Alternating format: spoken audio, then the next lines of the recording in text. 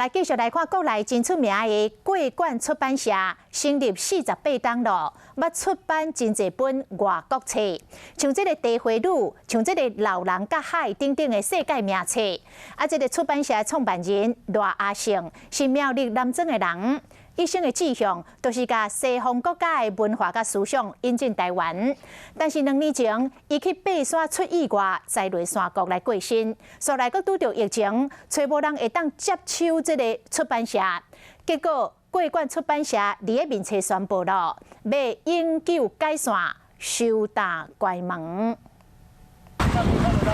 救援人员咧找失踪的登山客，上尾用4点外钟才成功甲人对岩壁运落山。 2019年11月15日，桂冠出版社创办人罗阿胜对苗栗山关出发了后，拢无消息。3天了后，互人发现跋落33层楼悬的溪谷掉伫岩壁，当时亲人研判是心脏疾病，才造成伊跋落山坎过身。心脏不好，就是医生有跟他叮咛说，你不能再爬山了，那你只能健行而已，所以他现在就改走步。 桂冠出版社1974年成立，经过48个春夏秋冬，因为创办人过身，找无人接手，佫拄着疫情的寒冬。桂冠出版社伫面册宣布要对罗阿胜先生的脚步登去到罗社长身边，定义出版社正式解散。这过年前就搬东西、搬书啦，那些搬10几车。 罗阿胜虽然敢若读到高职，毋过已经改文学，伊先拍拼伫引进西方的文学思想佮文化，像《老人甲海》、《双城记》、《大型小团》佮《地回女》，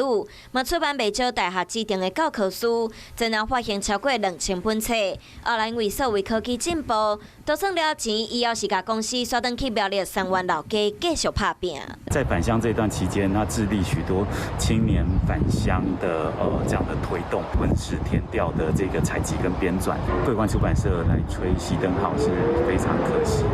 虽然桂冠出版社因为创办人过身嘛对了消息，不过罗阿胜甲伊文学的精神，犹原培养出一代台湾人的文学养分。